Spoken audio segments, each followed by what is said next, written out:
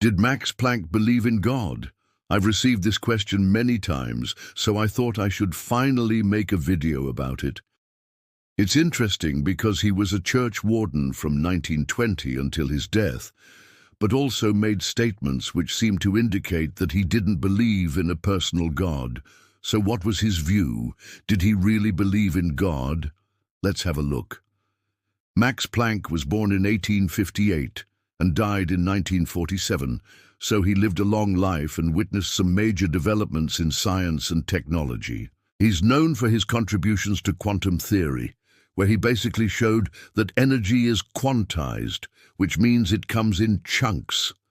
This was a revolutionary idea that kicked off quantum mechanics and later won him the Nobel Prize. But he was also very engaged in the discussion about science and society, and this included his view of religion. Now, there are two things that might lead you to think that he believed in God.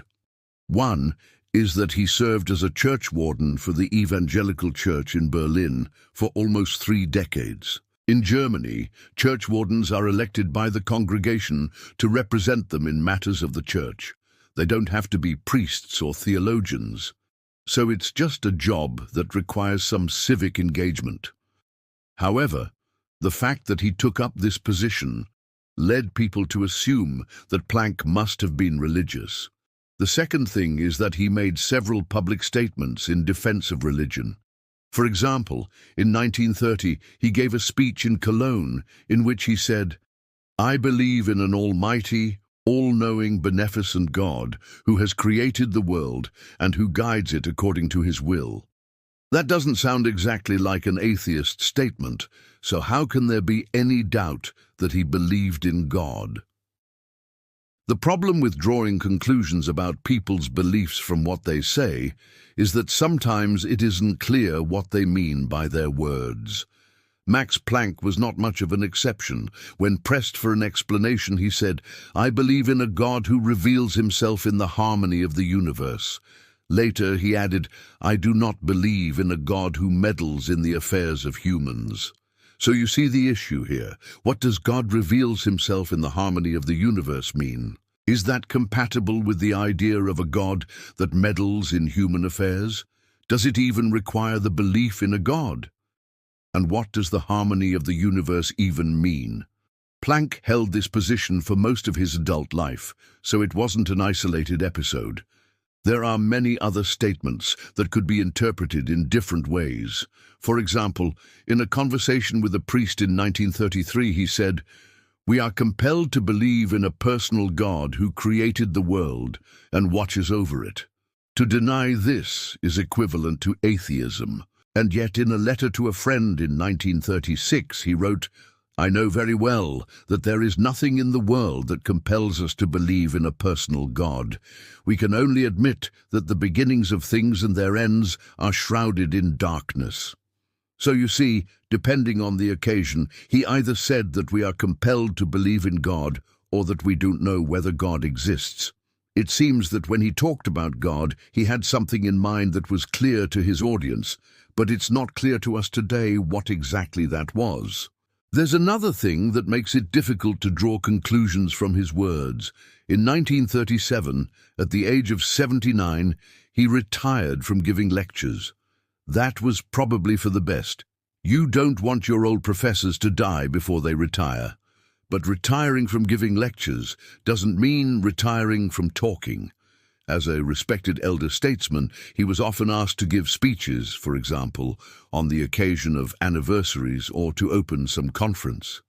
Many of his later statements were made in such speeches. And here's the thing, speeches are different from scientific papers. In a scientific paper, you argue your case with evidence and logical reasoning. If your argument is good, then you convince your colleagues. In a speech, the situation is reversed. You don't go to a speech expecting to learn something new. You go to listen to someone telling you what you already know. The speaker doesn't present evidence. They tell you what they think. And if they tell you something that you don't want to hear, you can always say, "Well, that's just their opinion." In the case of Max Planck, this means that when he spoke about science and religion, He wasn't trying to convince scientists of the validity of religious ideas or convince theologians about the validity of science. He was just telling them what he thought they ought to know.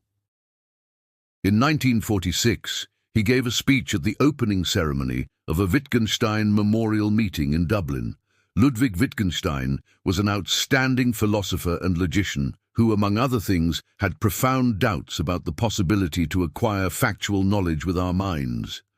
In his later years, he more or less gave up philosophy and spent his time building chairs and doing other practical things. Planck said this about him.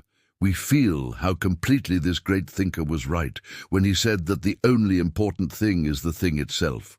What does that mean? Well, in the first place, it means that everything else is of secondary importance, and that we must not allow ourselves to be diverted from the essential by empty details.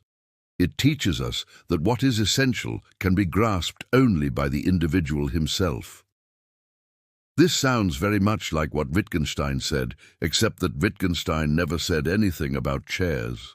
Planck was clearly referring to Wittgenstein's philosophical work, and yet he presented it as an obvious truth, something that everyone knows, that anyone can see. Why would he do that? Because that's what the audience wanted to hear. They wanted to hear what they already knew, because that's why they went to the talk. And in this particular case, it fitted nicely with Planck's own views. So when we look at the later years of Planck's life, we see him less as a scientist presenting arguments for his views and more as a respected elder statesman telling people what he thinks they want to hear. This is why, in my opinion, we shouldn't take his statements about God literally. That being said, I think it's possible to make sense of what he meant. His thinking about God was heavily influenced by the theologian Friedrich Schleiermacher, who tried to come up with a scientific basis for theology. Schleiermacher argued that the feeling of absolute dependence, which he called the urge to know the infinite, is a basic feature of the human mind, just like our senses provide us with information about the physical world. Schleiermacher thought that this feeling tells us that there is something out there, a ground of all being, which he called the absolute, that causes this feeling in us. Schleiermacher called this the Wissenschaftslehre or doctrine of knowledge. Planck said in an interview that this was the only rational approach to theology. For my own part, I am convinced that there can be no true theology without the doctrine of knowledge, and that whoever is not prepared to find theism on the basis of the doctrine of knowledge does not love the light. So this urge to know the infinite is the starting point. It tells us there is something out there. But then the question is, what do we know about this being? Schleiermacher thought that the answer to that question is similar to the answer we get from our sensory experience. From that, we conclude that the world is made of stuff that has certain properties. We build theories about the world based on our observations. And Schleiermacher thought we can do the same with the absolute. We can try to figure out what it's like. However, Schleiermacher realized that this attempt is doomed to fail. The more we learn about the absolute, the more it eludes our grasp. The more we try to pin it down, the more it slips through our fingers. That's why Schleiermacher concluded that the absolute is unknowable. Planck came to a somewhat different conclusion. He said that we can't know what the will of God is, but that there is a way to figure out what he wants from us. He says, "The main thing is that we must each of us personally make the effort to find the relation between the divine will and the requirements of our life. This relation, once discovered, will give us peace of mind and will guide our lives." Now, this doesn't sound like an unscientific approach to theology at all. This looks very much like quantum mechanics. Here you start out with an assumption, in this case, the idea that there's a will of God. Then you say that you can't know the details, but you can say something about what you can't know. And finally, you make predictions about what you can observe. In this case, what the will of God requires from you. This entire program is essentially unscientific, but that doesn't mean that it's wrong. You see, science deals with the question of how things are, not with the question of how you should act. It's therefore perfectly fine to start out with a religious idea and then make progress by applying the scientific method. The trouble starts when people claim that their religious ideas are in conflict with science, so you shouldn't start out with a preconceived notion and then pretend that you're just following the facts. But you can start out with a religious idea and use the scientific method to refine it. That's what Max Planck did. To summarize, I think we have to reject the literal interpretation of Planck's statements about God, but that doesn't mean they were all wrong. I think Planck genuinely believed that the human mind has a sort of feeling for the existence of a ground of being, but that this feeling doesn't tell us anything definite about the properties of this being. This is why I think it's wrong to say that he believed in an almighty, all-knowing God, because that's not what his argument was about.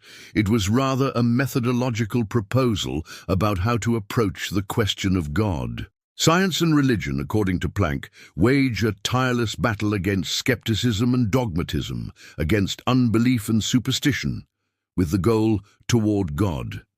Thanks for watching. See you tomorrow.